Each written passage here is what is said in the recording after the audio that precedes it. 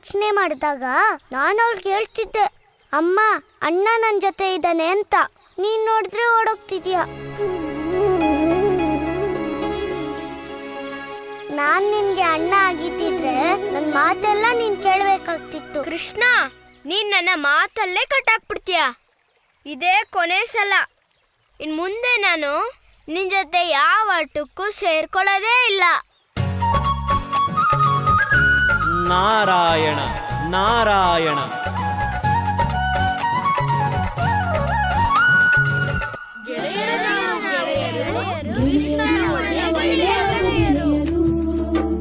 ಕೃಷ್ಣನಿಗೆ ಜೀವದ ಗೆಳೆಯರು, ಏನೇ ಬರಲಿ ನಾವೊಂದಾಗಿ ಎಂದೆಂದೂ ಇರೋರು.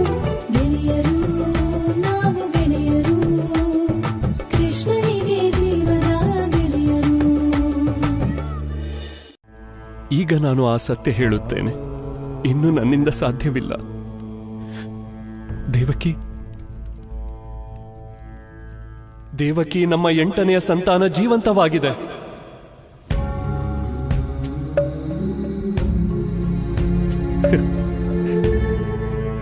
ಅವನಿಗೇನೂ ಆಗಿಲ್ಲ. ಕಂಸನಿಂದ ಅವನಿಗೇನು ಹಾನಿಯಾಗಿಲ್ಲ. ದೇವಕಿ, ಯಾರ ಮುಡಿಗೆ ನಮ್ಮ ಪ್ರೇಮದ ಗುರುತಾದ ನವಿಲು ಗರಿಯನ್ನಿಡಬೇಕೆಂದಿದ್ದೀಯೋ ಆ ನಿನ್ನ ಕನಸು ಕೊನೆಯಾಗಿಲ್ಲ, ಅದಿನ್ನೂ ಜೀವಂತವಾಗಿದೆ. ನಿನಗೆ ಗೊತ್ತಿದೆಯೇ ದೇವಕಿ, ಅವನು ನಿನ್ನಂತೆಯೇ ಮುದ್ದಾಗಿ ಕಣ್ಣಿಗೆ ಕಟ್ಟುವಂತೆ. ನೋಡಲು 2 ಕಣ್ಣು ಸಾಲದು. 5 ವರ್ಷವಾಗಿದೆ. ಆದರೆ ಇಂದಿಗೂ ಅವನ ಮುದ್ದಾದ ಮುಖ ನನ್ನ ಕಣ್ಣಿಗೆ ಕಟ್ಟಿದಂತಿದೆ.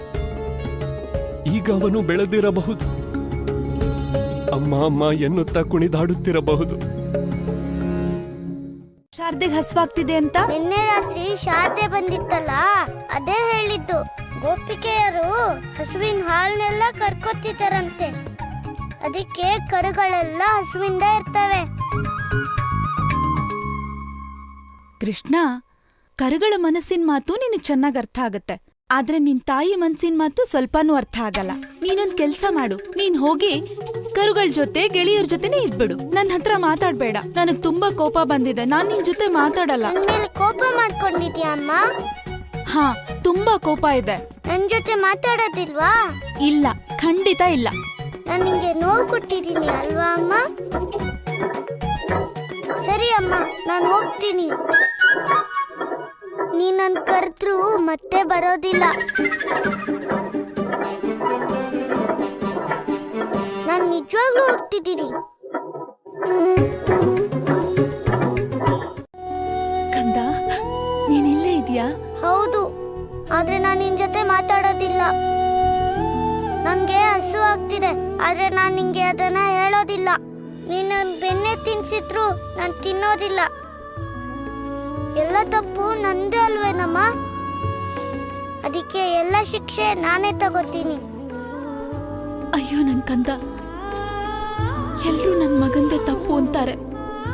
ನನ್ ಕೃಷ್ಣ ಎಷ್ಟು ಒಳ್ಳೆಯವನು ಅಂತ ನನಗ್ ತಿಳಿಯೋದೇ ಇಲ್ಲ. ಹಸು ಕರುಗಳ ಜೊತೆನೂ ಮಾತಾಡ್ತೀಯ. ಆ ಶಾರದೆ ನನ್ ಕೃಷ್ಣನ್ನ ರಾತ್ರಿ ಕರೆದ್ರೆ ಅದ್ರಲ್ಲಿ ನಿನ್ ತಪ್ಪೇನಿದೆ?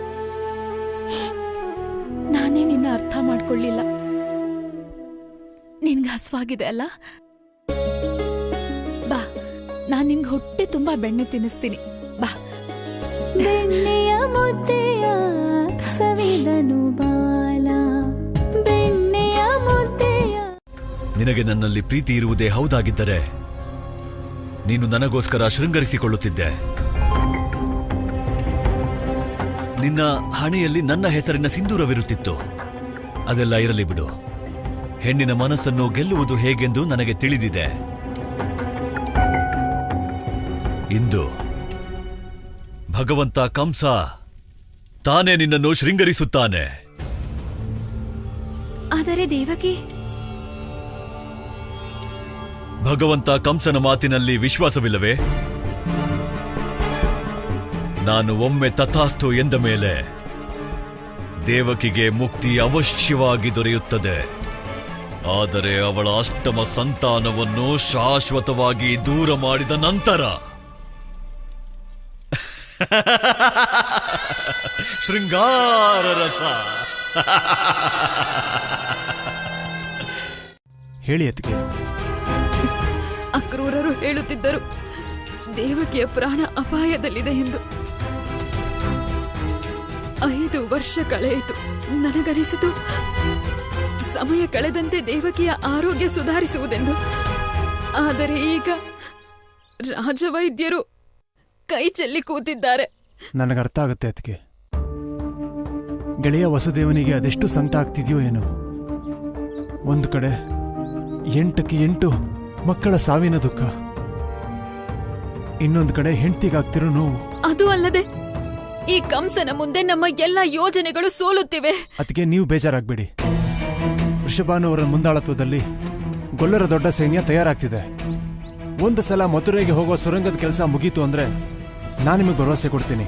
ನಾವು ಕಂಸನ ಸೆರೆಮನೆಯಿಂದ ಗೆಳೆಯ ವಸುದೇವ, ದೇವಿ ದೇವಕಿಯವ್ರನ್ನ ಖಂಡಿತವಾಗಿ ಬಿಡಿಸ್ಕೊಂಡ್ಬರ್ತೀವಿ. ಏನ್ ಯೋಚನೆ ಮಾಡ್ತಿದ್ದೀರಿ?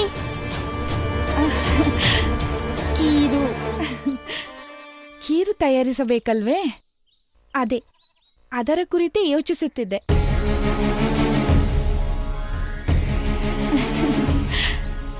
ನಂದರಾಜ, ನಾನು ಹೊರಡುತ್ತೇನೆ.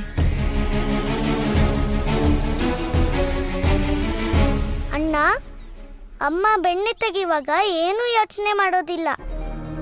ಆದ್ರೆ ಇವ್ರು ಯಾಕೆ ಕೀರ್ ಮಾಡಕ್ಕೆ ಇಷ್ಟೊಂದು ಯೋಚನೆ ಮಾಡ್ತಿದ್ರು? ಇಲ್ಲಿ ನನ್ಗನ್ಸುತ್ತೆ ಅವರು ನನ್ನ ಹತ್ರ ಹೇಳ್ತಾ ಇದ್ದಿದ್ದೆ ಬೇರೆ, ಯೋಚನೆ ಮಾಡ್ತಾ ಇದ್ದಿದ್ದೆ ಬೇರೆ ಅಂತ.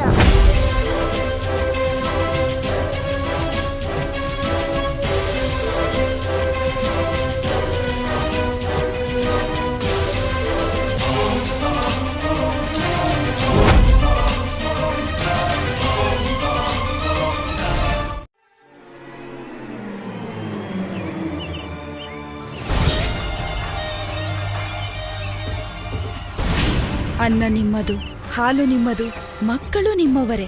ಆದರೆ ಖೀರಿಗೆ ಸೇರುವ ವಿಷ ಮಾತ್ರ ನನ್ನದು. ಇಲ್ಲಿಗೆ ಬಂದಾಗಿನಿಂದ ಮಕ್ಕಳ ನಗುವನ್ನೇ ಕೇಳುತ್ತಿದ್ದೇನೆ. ಆದರೆ ಇಂದು ಅವರ ತಾಯಂದಿರ ಆಕ್ರಂದನ ಇಡೀ ಗೋಕುಲವನ್ನೇ ಆವರಿಸುತ್ತದೆ. ಅಣ್ಣ, ಅವ್ರು ಏನ್ ಯೋಚನೆ ಮಾಡ್ತಾ ಇರ್ಬೋದು? ನನ್ಗನ್ಸುತ್ತೆ ಇವರೇನೋ ಒಂದು ನಾಟಕ ಮಾಡ್ತಿದ್ದಾರೆ ಅಂತ. ಕೃಷ್ಣ, ಅವ್ರ ಬಗ್ಗೆ ಆಮೇಲೆ ಯೋಚನೆ ಮಾಡು. ಮೊದಲು ಗೋಪಿಕೆಯರ ಬಗ್ಗೆ ಯೋಚನೆ ಮಾಡು. ಅವರೆಲ್ಲರೂ ಗೋಶಾಲೆಗೆ ಹುಟ್ಟಿದ್ದಾರೆ. ಅವ್ರನ್ನ ಹೇಗ್ ತಡೆಯೋದು? ಪ್ರೀತಿಯಿಂದ. ಅಣ್ಣ, ಅಮ್ಮಗಂತೂ ಪ್ರೀತಿನೇ ಸಾಕು. ಈಗ ಗೋಪಿಕೆಯರನ್ನ ಪ್ರೀತಿ ಮಾತಿಂದ ಒಲಿಸ್ಕೋಬಹುದಾ? ನೋಡೋಣ.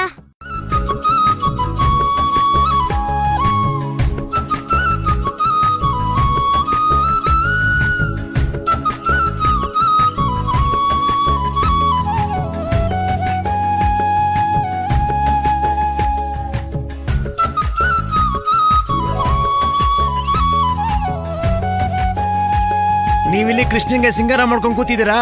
ಅಲ್ಲಿ ಕೊಟ್ಟಿಗೆಯಲ್ಲಿ ಯಾರೋ ಕರುಗಳ ಹಗ್ಗ ಎಲ್ಲ ಬಿಚ್ಚಿಬಿಟ್ಟಿದ್ದಾರೆ.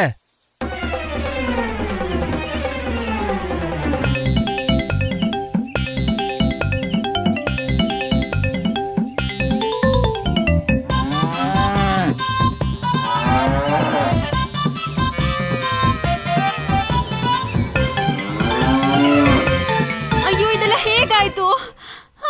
ಅಯ್ಯೋ, ನಾವ್ ಈ ಕರುಗಳನ್ನೆಲ್ಲ ಕಟ್ಟಿದ್ವಲ್ಲ, ಈ ಎಲ್ಲಾ ಕರುಗಳ ಹಗ್ಗನ ಯಾರ್ ಬಿಚ್ಚಿದ್ದು?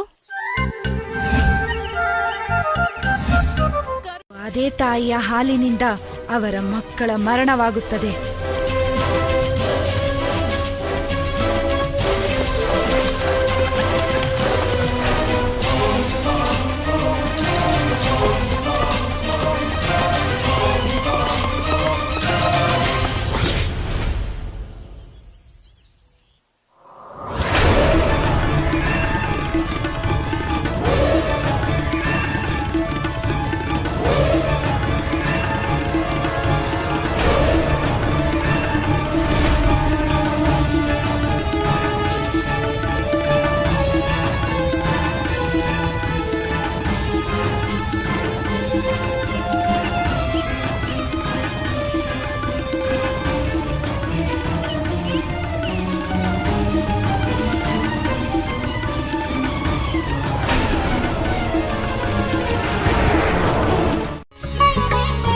ದೇವಕಿ ದೇವಕಿ ನಿಲ್ಲು, ದೇವಕಿ ಓಡಬೇಡ, ನಿಲ್ಲು. ದೇವಕಿ ನಿಲ್ಲುವುದಿಲ್ಲ ಮಹಾರಾಜ, ಅವಳನ್ನು ನಿಲ್ಲಿಸಬೇಕಾಗುತ್ತದೆ.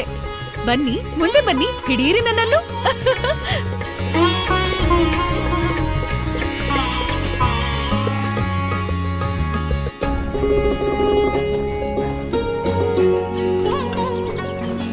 ದೇವಕಿ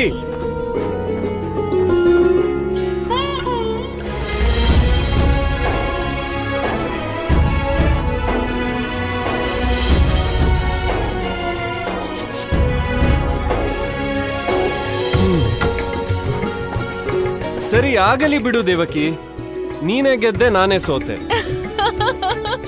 ನಿನ್ನನ್ನು ಹಿಡಿಯುವುದಂತೂ ನನ್ನಿಂದಾಗದ ಕೆಲಸ. ಮಹಾರಾಜ, ನನ್ನನ್ನೇ ಹಿಡಿಯಲಾಗದು ಎಂದ ಮೇಲೆ ನಾಳೆ ನಮಗೆ ಮಗುವಾದಾಗ ಅವನನ್ನು ಹೇಗೆ ಹಿಡಿಯುತ್ತೀರಿ? ಬನ್ನಿ, ಹಿಡಿಯಿರಿ. ಮಗ ನಿನ್ನನ್ನೇ ಹೋಲುತ್ತಾನೆ. ಕೇಳುತ್ತಿರುವಯ್ಯ ದೇವಕಿ? ದೇವಕಿ ಅಕ್ರೂರ ಏನು ಹೇಳುವನು ಗೊತ್ತಿದೆ? ಅವನ ಸ್ವಭಾವವೆಲ್ಲ ನಿನ್ನ ಹಾಗೆಯೇ ಇದೆಯಂತೆ, ನಿನ್ನಂತೆಯೇ ಹಸನ್ಮುಖಿಯಂತೆ. ಎಲ್ಲವೂ ನಿನ್ನ ಹೋಲಿಕೆಯೇ. ಆದರೆ ಒಂದು ವಿಷಯಕ್ಕೆ ದುಃಖವಿದೆ. ಗೋಕುಲಕ್ಕೆ ಒಯ್ಯುವ ಮುನ್ನ ಒಮ್ಮೆಯೂ ನಿನಗವನ ಮುಖ ತೋರಿಸಲಿಲ್ಲ. ಅವನನ್ನೇನಾದರೂ ನೀನು ನೋಡಿದ್ದಿದ್ದರೆ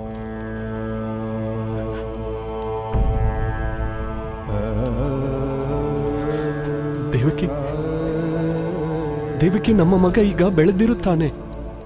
ಇಡೀ ಗೋಕುಲವೇ ನಂದರಾಣಿಯ ಬಳಿ ಅವನನ್ನು ಕೊಂಡಾಡುತ್ತಿರುತ್ತದೆ.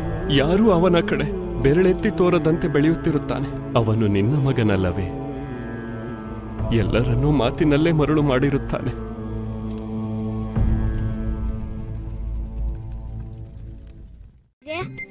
ಎಷ್ಟು ಬೇಜಾರಾಗ್ತಿರ್ಬೋದಲ್ಲ?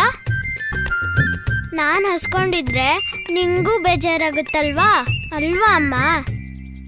ನೋಡಿ, ಕೃಷ್ಣ ಸತ್ಯನೇ ಹೇಳ್ತಿದ್ದಾನೆ. ನೀವು ಕರುಗಳ ಬಗ್ಗೆನೂ ಯೋಚನೆ ಮಾಡ್ಬೇಕು. ಕರುಗಳು ಮಕ್ಕಳ ಹಾಗೆ ಅಲ್ವಾ? ಅವ್ರ ಹೊಟ್ಟೆ ತುಂಬೋದು ಮುಖ್ಯನೇ ಅಲ್ವಾ? ಯಶೋದೆ, ನಾವಂತೂ ಇಲ್ಲಿ ನಿನ್ ಮಗನ್ ಬಗ್ಗೆ ದೂರ್ ಕೊಡೋಕೆ ಅಂತ ಬಂದಿದ್ವಿ. ಆದ್ರೆ ನೀನ್ ನಮ್ದೇ ತಪ್ಪು ಅಂತಿದ್ಯಾ? ನೋಡು ಯಶೋದೆ, ಈ ಹಸು ಕರುವಿನ ಪ್ರೀತಿ ನಿನಗೆ ನಿನ್ ಕೃಷ್ಣನಿಗ್ ಮಾತ್ರ ಅರ್ಥ ಆಗತ್ತೆ. ನಮಗ್ ಅರ್ಥನೇ ಆಗಲ್ಲ. ನಮಗದನ್ನ ಅರ್ಥ ಮಾಡ್ಕೊಂಡು ಯಾವ ಉಪಯೋಗನೂ ಇಲ್ಲ. ಅಮ್ಮ ಮಗನ ಹಸು ಕರುವಿನ ಪ್ರೀತಿನ ಎಲ್ರೂ ತಿಳ್ಕೋಬೇಕು ಗೋಪಿಕೆಯರೇ. ನಡೀರಿ ಹೋಗೋಣ. ಅಯ್ಯೋ, ಸ್ವಲ್ಪ ನನ್ ಮಾತ್ ಕೇಳಿ.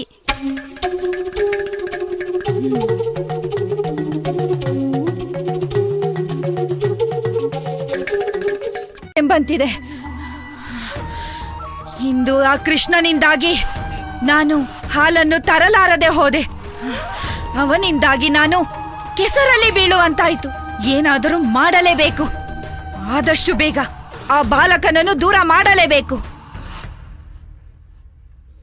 ಹಸುವಿನ ಹಾಲಿಲ್ಲದಿದ್ದರೇನಾಯಿತು?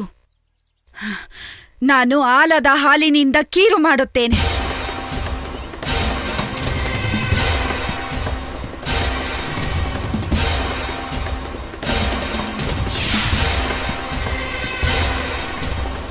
ಕೃಷ್ಣ ಕಾಲಕೂಟ ವಿಷ ಹಾಕಿದ. ವಿಷದ ಕೀರು ತಿಂದು ಗೋಕುಲದ ಇತರ ಮಕ್ಕಳೊಂದಿಗೆ ನಿನ್ನ ಅಂತ್ಯವೂ ಆಗುತ್ತದೆ.